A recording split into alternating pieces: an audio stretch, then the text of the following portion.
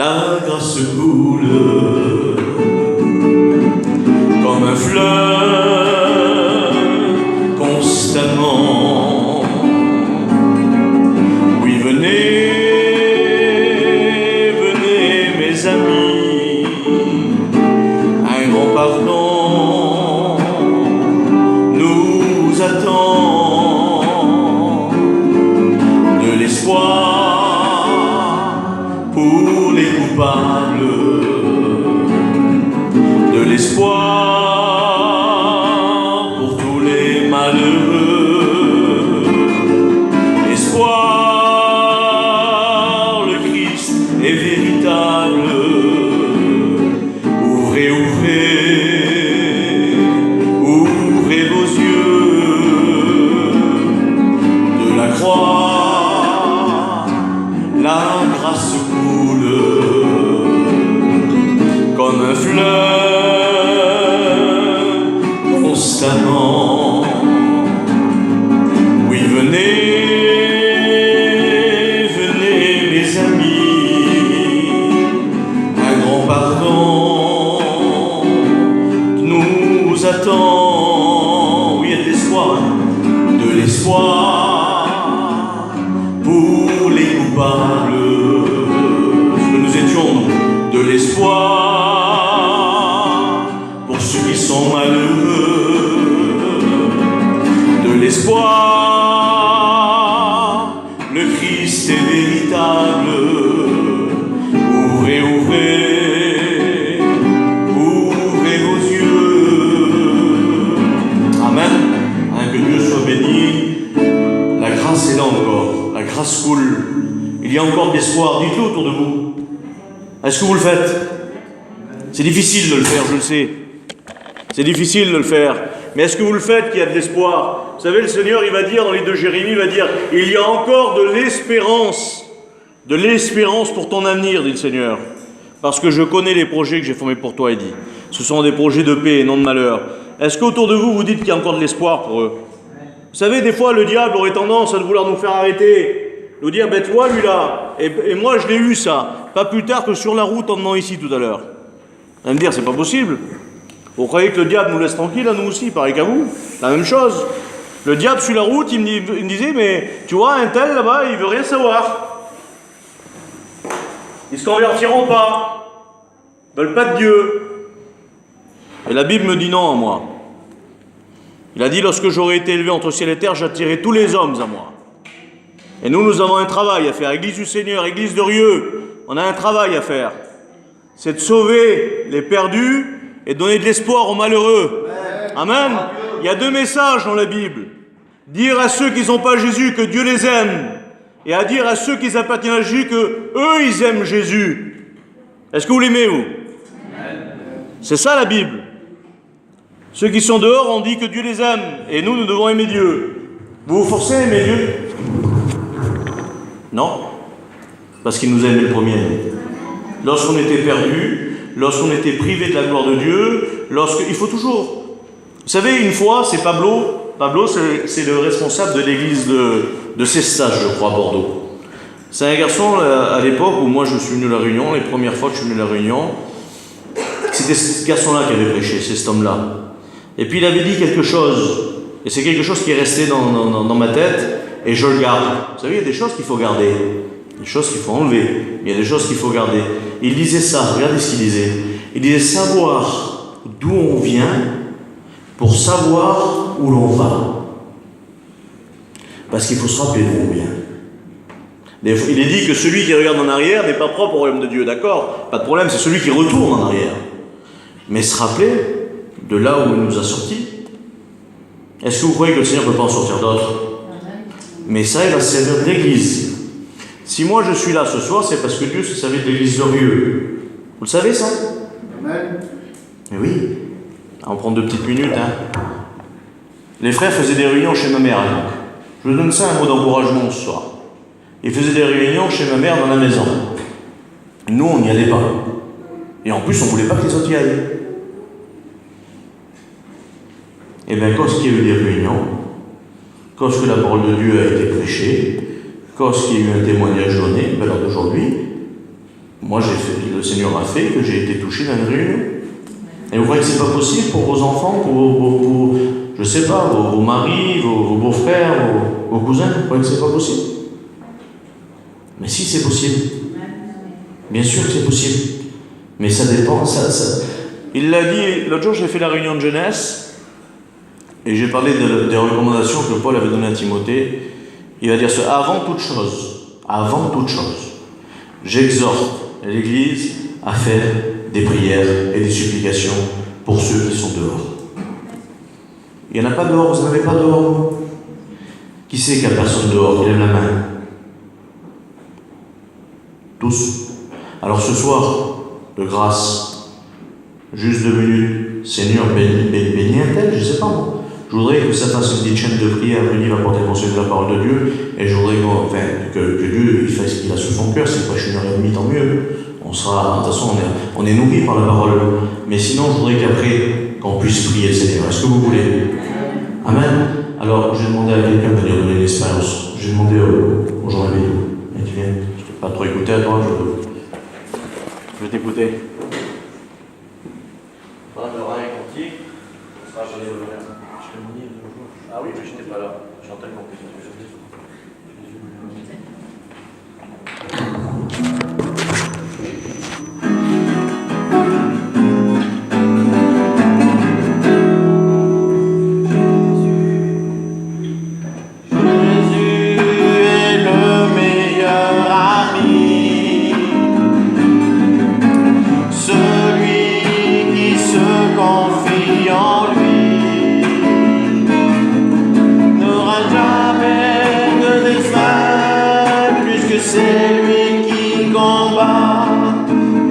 victoire est offerte à celui qui l'a saisi. Par la foi, notre ennemi est sous nos pieds. C'est Jésus qui l'a écrasé. Plus de crainte, plus de doute, si nous sommes ses enfants. Avançons coûte que coûte et croyons que notre Dieu est vivant. Jésus est le meilleur ami, celui qui se confie en lui n'aura jamais de défaite, puisque c'est lui qui combat, et la victoire est offerte à celui qui l'a saisi. Par la foi, notre ennemi est sous nos pieds. C'est Jésus qui l'a écrasé. Plus de crainte, plus de doute, si nous sommes ses enfants. Avançons coûte que coûte et croyons que notre Dieu est vivant. Gloire à Dieu. Ça siffle. Que Dieu soit béni, amen. Je voudrais que ma mère vienne nous dire un mot. Hein. Il y a longtemps que je n'ai pas appelé. Il y a longtemps, hein.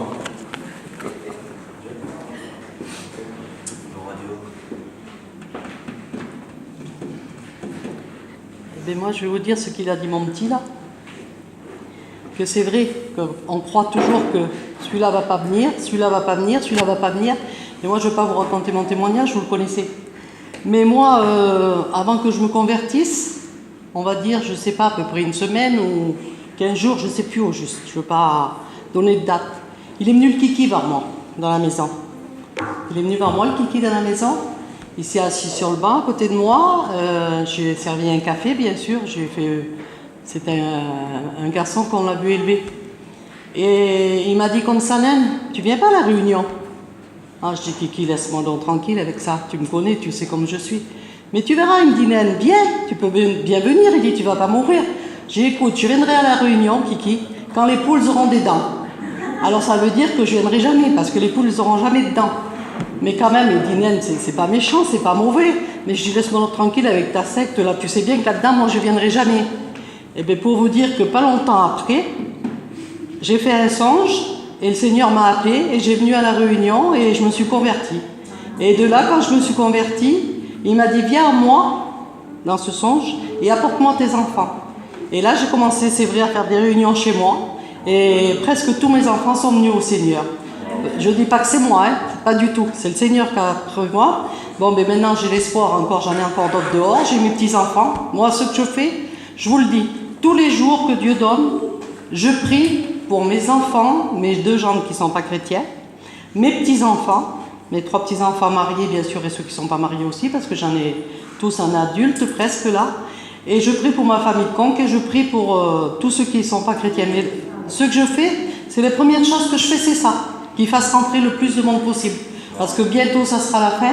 Et il faut qu'on soit tous ensemble réunis. Il ne faut pas qu'il reste dehors. Il ne faut pas nos familles qui restent dehors. Voilà, que Dieu vous bénisse.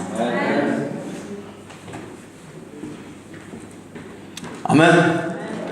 Elle a persévéré. On a eu du mal, hein. Ça a duré 2 ou 3 ans l'histoire. Hein. On faisait des réunions tous les lundis, nous on faisait des repas. On faisait des repas, il n'y a personne. Même des fois je passais, j'ai que des pommes malades. J'ai regardé, à un moment donné, je vous avais donné la petite pièce là-haut, là, il faisait c'est Jason qui m'avait demandé, mon beau-frère, il était venu voir les frères d'ici, puis il les avait demandé, puis les garçons de Paris aussi, ils étaient là. Ils avaient pris la pièce que j'avais dans le terrain, là. Il pleuvait autant d'eau dedans que dehors, hein, quand il pleuvait. Et nous, on passait le soir, il était 10h30, 11h, j'ai que des 10h, que des malades. Je ne voyais pas l'état qui sont les gens là. Quand j'y repense, Seigneur. Je ne voyais pas l'état qui sont les pauvres malheureux là.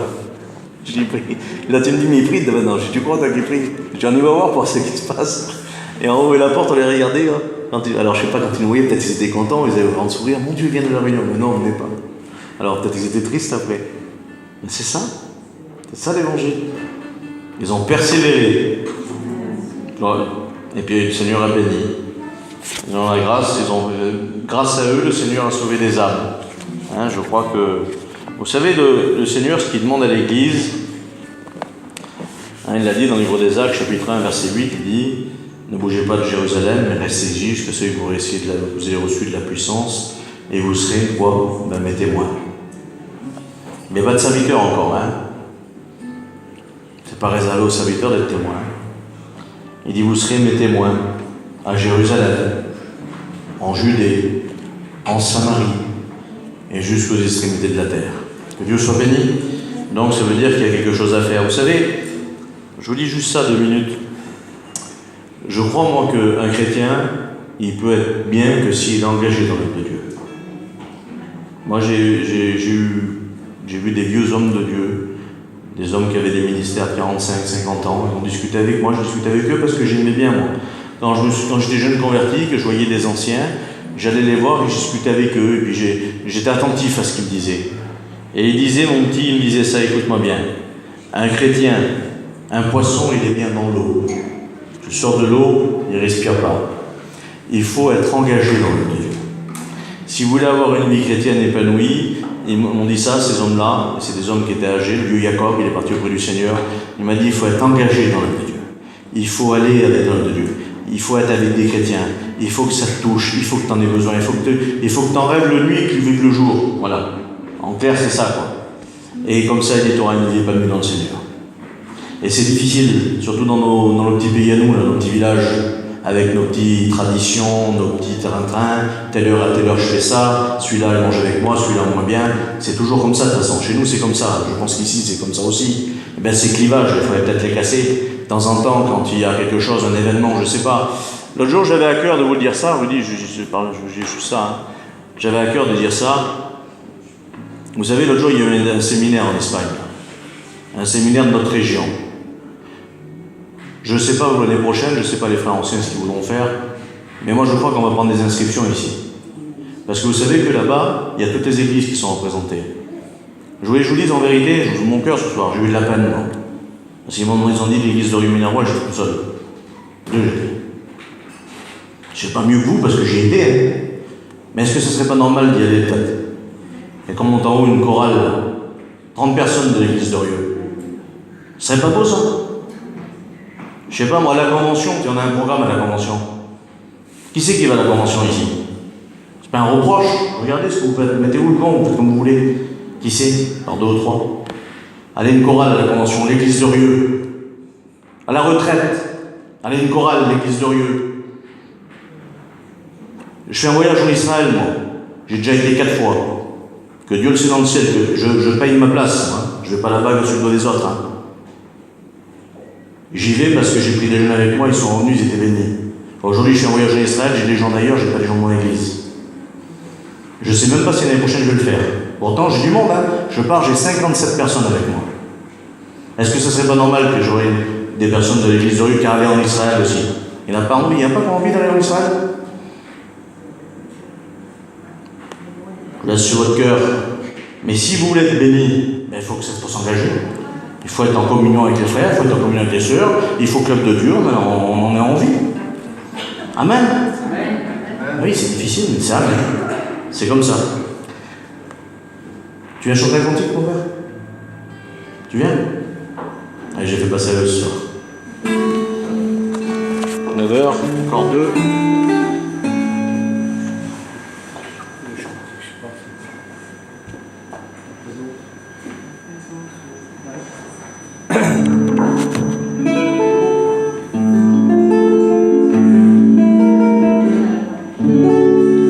Dans ta présence,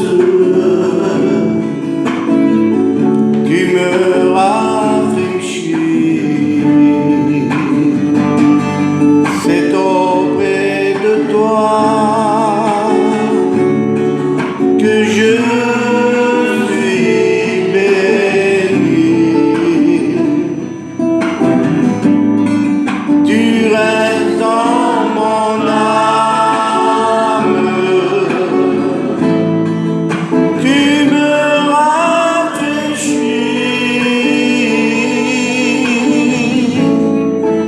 Seigneur, elle vit dans mon cœur. Dans ta présence, tu me rafraîchis.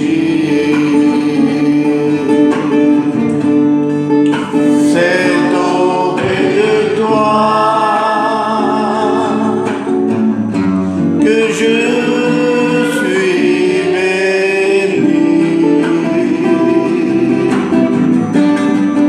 Tu restes dans mon âme.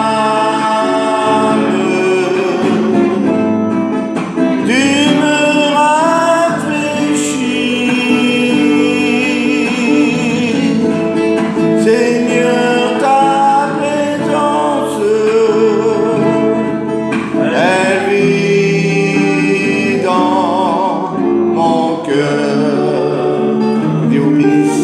Amen. Amen, que Dieu soit béni. Je voudrais qu'à Cindy aussi vienne nous dire un mot. Amen, que Dieu la bénisse.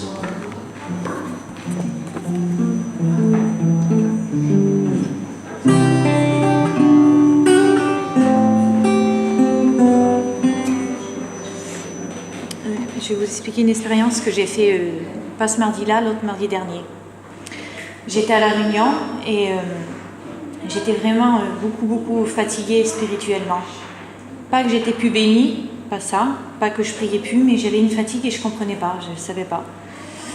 Et puis quand je suis sortie de La Réunion, mardi, j'ai rentré chez moi, je me suis mis dans mon petit camping, je me suis mis à genoux comme je fais d'habitude et j'ai prié, et je priais Dieu. Et puis là, le Saint-Esprit m'a parlé. Et le Saint-Esprit me disait qu'il fallait que j'aille dans le camping de ma belle-sœur. Et que ma belle-sœur, elle avait besoin de prier. Et moi, je disais, Seigneur, parce que je parlais avec Dieu. Et puis je dis, Seigneur, je peux pas, j'ai pas la force. Et plus je disais ça, plus le Seigneur, plus le Saint-Esprit me parlait. Et c'était tellement fort dans mon cœur qu'au bout d'un certain moment, j'ai pas pu. Et je suis sortie, je suis allée dans son camping. Et elle était toute seule dans son camping. J'ai toqué à la porte et puis je me suis assise avec elle. Et elle m'a regardée et elle m'a dit « Qu'est-ce que t'as, Cindy ?» Je dis « Non, rien. Je ne pouvais pas lui parler, j'arrivais pas à lui dire ce que le Seigneur voulait que je lui dise. » Et au bout d'un certain moment, on s'est mis à parler de Dieu. Et elle me dit, t'as écouté le témoignage de ma sœur? Et je dis, moi, non, j'ai jamais écouté. Et elle m'a fait voir le témoignage de sa sœur sur un truc qu'elle avait enregistré. Et là, le Saint-Esprit, il a tombé dans le camping. Je ne peux pas vous dire comment. On a tombé à genoux, moi et elle. On a prié pendant 1 heure. On a été brisés par le Saint-Esprit. Et là, j'ai dit, je l'ai regardé au bout d'un certain moment et puis je lui ai dit, tu sais, Anaïs, le Seigneur, il m'avait envoyé te dire que je savais que tu avais besoin et que tu avais besoin de prier avec moi, mais que tu n'osais pas me le dire. Et quand je lui ai dit ça, Seigneur, elle a pleuré. Elle a dit, ça fait 1 semaine s'il me dit que je meurs pour venir prier avec toi et te le demander. Elle a dit, plus que j'ose pas te le demander. Elle a dit, ce soir, dans la réunion, elle a dit, j'étais attristée, elle a dit, parce que, elle a dit, je voulais faire une expérience, elle a dit, mais je voulais pas la faire à la réunion, je voulais la faire dans mon camping chez moi. Elle a dit, puis là, je vois vraiment que le Seigneur, il est vivant. Voilà. C'est pour vous dire que Dieu, il est grand et puis il est vivant. Que Dieu vous bénisse.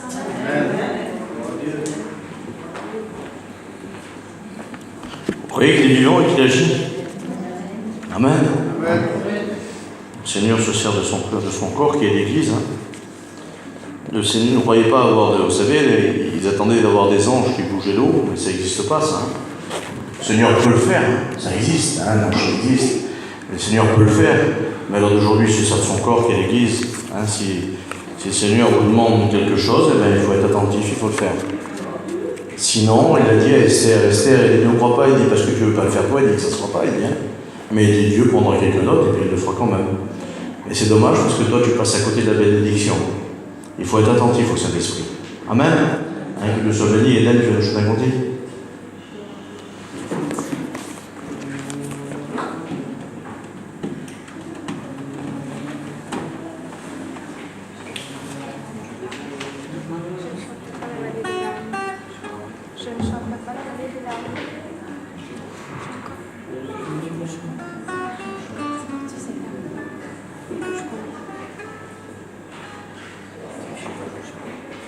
Il n'y a pas les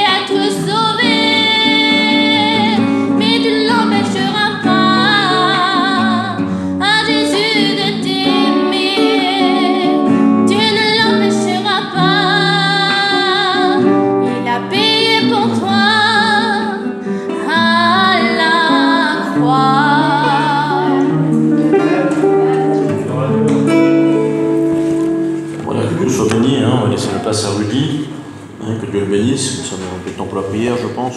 On dit. Allez. On va demander à un frère de prier le Seigneur. Romain, tu le fais? Hein, que Dieu soit béni.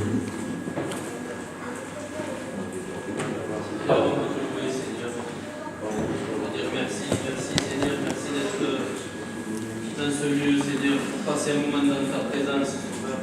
Ce soir, Seigneur, on vient ensemble se nourrir, Seigneur.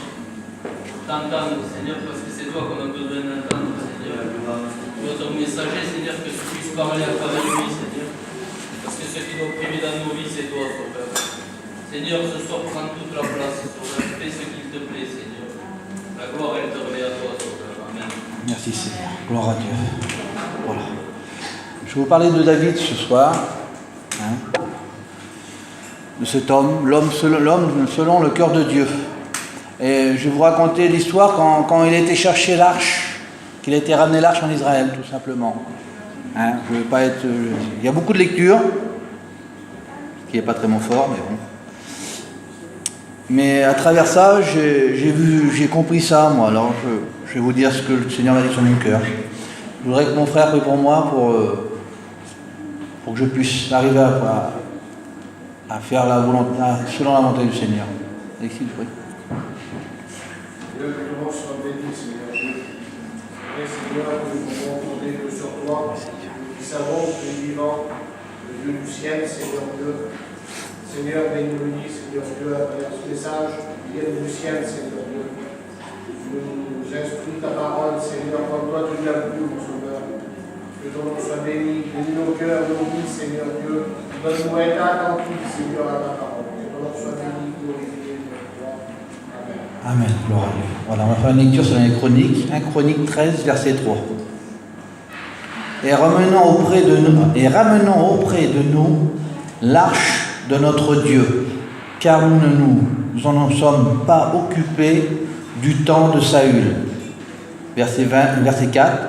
Toute l'assemblée décida de faire ainsi, car la chose parut convenable à tout le peuple. Et puis David, il avait des bons sentiments, on va dire, cet homme-là. Puis c'était pas rien, David. Hein.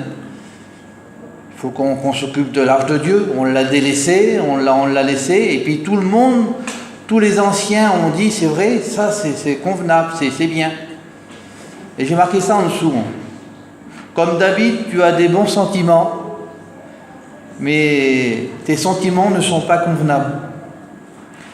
Parce que je vais vous dire la définition du mot convenable, qui convient et approprié. Et des fois, on veut faire des choses de notre cœur, des bonnes choses, mais c'est pas approprié, c'est pas convenable aux yeux de Dieu.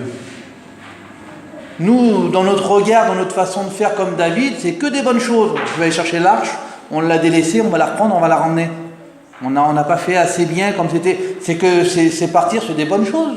C'est une bonne vision, c'est une bonne pensée, c'est quelque chose de bon qu'il avait dans son cœur, cet homme-là. Mais des fois, on fait selon notre façon de nous, pas selon la façon de Dieu. Et des fois, ça ne convient pas et c'est pas approprié. Nous, on croit que ce l'est, mais ce ne l'est pas aux yeux de Dieu. Au verset 7, toujours 1 Corinthiens 13, verset 7.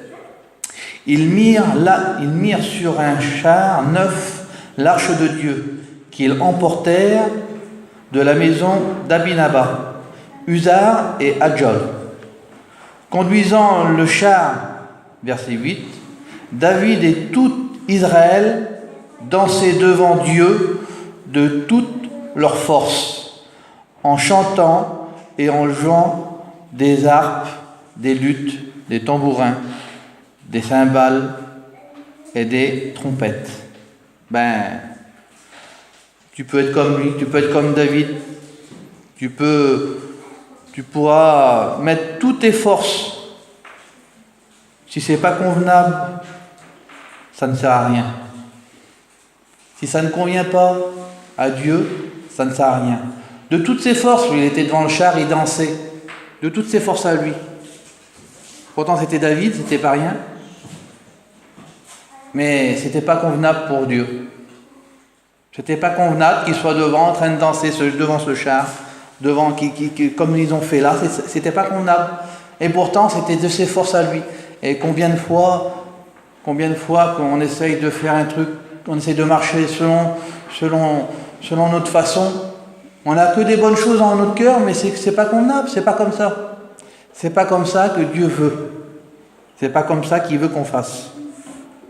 Au verset 9, lorsqu'il fut arrivé à l'ère de Kidon, Uzar étendit la main pour saisir l'arche, parce que les bœufs la faisaient pencher.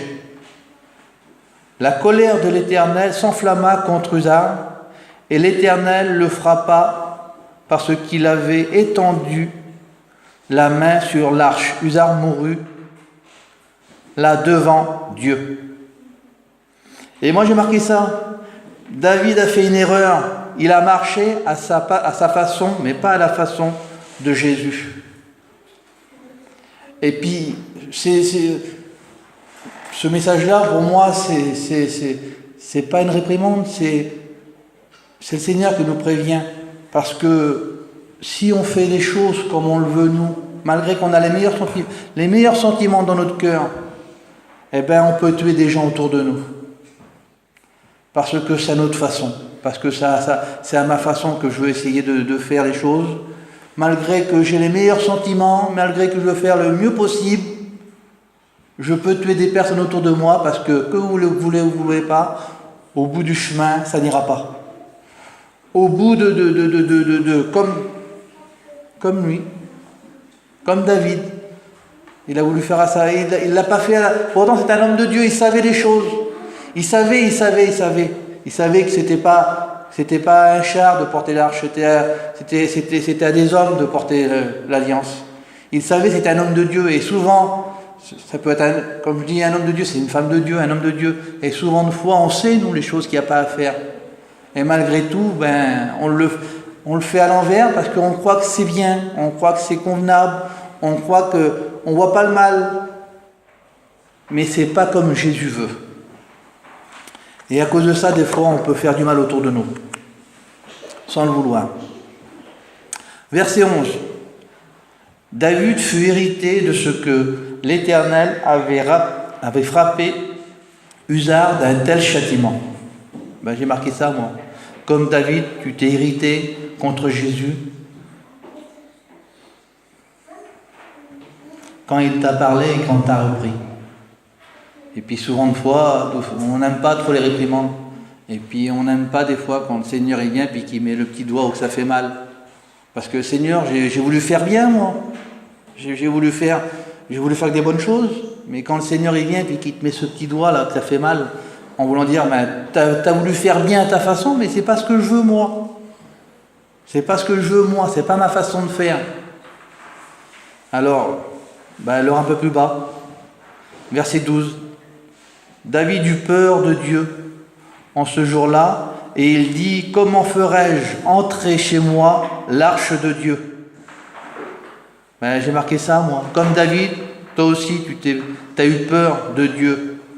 Mais le diable va se servir de ça. Parce que c'est son rôle, lui. Toi aussi, tu as peur de Dieu, et puis toi aussi, tu t'es irrité contre le Seigneur. Et le diable, c'est son rôle de venir et puis de te chuchoter à l'oreille. Te faire croire des choses qui ne sont pas du tout comme il le faut. Te donner des mauvaises pensées, de la fatigue spirituellement. De t'accabler. C'est son rôle à lui. C'est sa tâche. Il est là pour ça. Lui, ce qu'il attend, c'est que dans ta vie chrétienne, que tu fasses une chose qu'il ne faut pas. Mais il attend que... Ce qu'il attend, je vais t'expliquer, moi, c'est quand Jésus vient et puis qu'il te dit quelque chose, que comme je vous dis, qu'il met un petit point, qu'il te fait voir que c'est... Malgré que c'est des bonnes choses que tu veux faire, ça va pas, ça. Et que toi, ça me l'est arrivé, hein, alors je vous le dis, ça m'est arrivé. Je comprends pas, moi, pourtant j'ai fait ça, et lui il l'a fait. Et lui il vient, puis c'est là qu'il vient, puis qu'il chuchote à l'oreille. Parce que tu veux pas prendre la parole de Dieu en conséquence. Tu veux pas que quand cet esprit vient, qui te parle et qui dit « tu as mal fait, là, tu as fait bien, mais c'est pas bien. Tu crois d'avoir fait bien, mais c'est pas bien. » Et que tu refuses tu veux pas accepter. Verset 13. David ne retira pas l'arche chez lui, dans la cité de David, et il la fit conduire dans la maison d'Obed-Édom de Gath. L'arche de Dieu resta 3 mois dans sa maison, et l'Éternel bénit la maison d'Obed-Édom et tout ce qui lui appartenait. Et moi, ce que j'ai marqué, voilà. Au début, j'avais marqué ça, mais après, j'ai rectifié. J'avais marqué ça, je vais vous dire. Tu as retiré Dieu de ta vie, et Dieu bénit autour de toi, et toi, tu es jaloux, en colère, et le diable se sert de ça. Et puis, j'ai plus voulu dire, tu as retiré. On va dire, tu as éloigné le Seigneur Jésus de toi. Tu ne l'as pas retiré. Tu l'as laissé éloigné parce que on veut faire des fois notre façon et puis on ne veut pas prendre les réprimandes. Et puis des fois, on est maladroit. Si David, l'homme, selon le cœur de Dieu, a eu des épreuves comme ça et qu'il n'a pas fait comme il fallait, alors à comparer nous. Alors c'est vrai, le Seigneur s'est peut-être un petit peu éloigné de toi ce soir.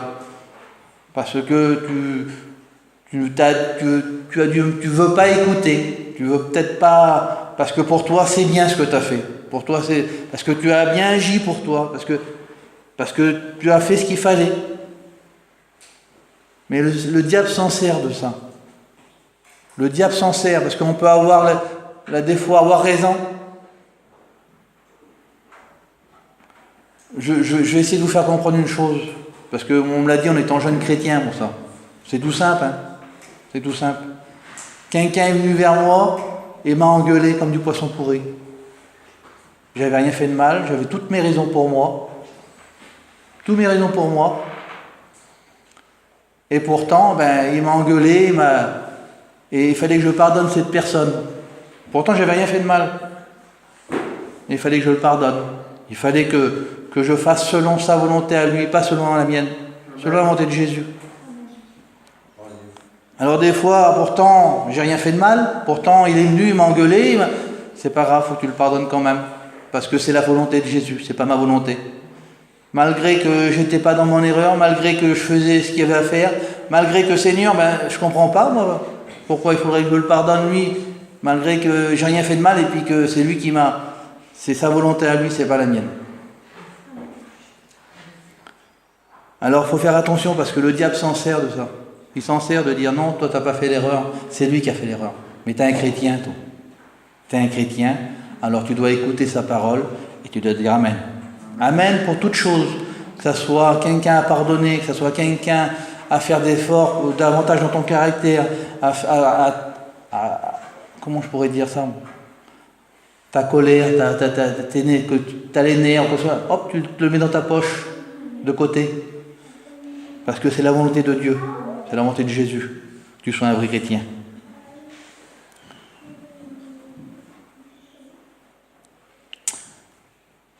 Verset 8, 1 Corinthiens 14, verset 8. Les Philistins apprirent que David avait été oint pour être roi sur tout Israël. Et ils montèrent tous à sa recherche. David, qui en fut informé, sorti devant Dieu. Le diable est informé que tu fais des efforts pour Dieu et que tu vas être oint pour être enfant de Dieu et pour être renouvelé. Mais comme David, il veut te faire la guerre. Il sait le diable que tu fais des efforts. Que ce que je dis ce soir là, c'est peut-être ton cas, puis tu dis Seigneur, oui, je fais des efforts, tu as vu comment je fais des efforts? Et le diable, lui, il sait que tu fais des efforts. Il sait que tu es là ce soir, que tu as un besoin, que tu vas prier, que le Seigneur peut te redonner, il peut te bénir du Saint-Esprit, il peut te donner ce qui te manque dans ta vie. Il sait, lui. Et son but, c'est qu'il vienne te faire la guerre. Lui. Le but du diable, c'est comme les Philistins. Il sait que tu vas être roi, il sait que tu vas être béni ce soir. Alors il vient pour te faire la guerre avant que tu sois béni, avant que tu aies la possibilité de crier à Dieu, de demander à Dieu. 1 Chroniques 14, verset 10. David consulta Dieu en disant « Monterai-je contre les Philistins et livreras-tu entre mes mains ?» Et l'Éternel lui dit « Monte, et je te livrerai entre tes mains. » Comme David, si tu demandes la victoire, il te la donnera, à une condition. Il n'y a qu'une condition. Il y en a deux, je veux dire. La première, c'est qu'à la fin de la réunion, on aura un petit moment de prière, et la victoire, c'est que dans la prière.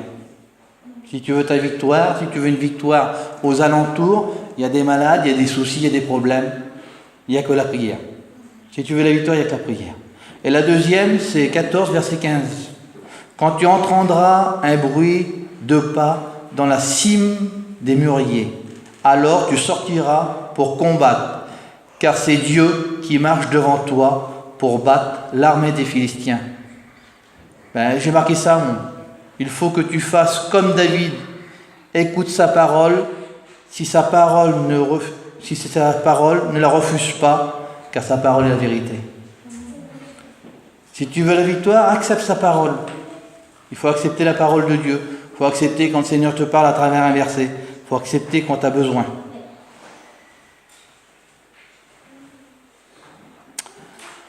« 1 Chroniques 15, verset 2.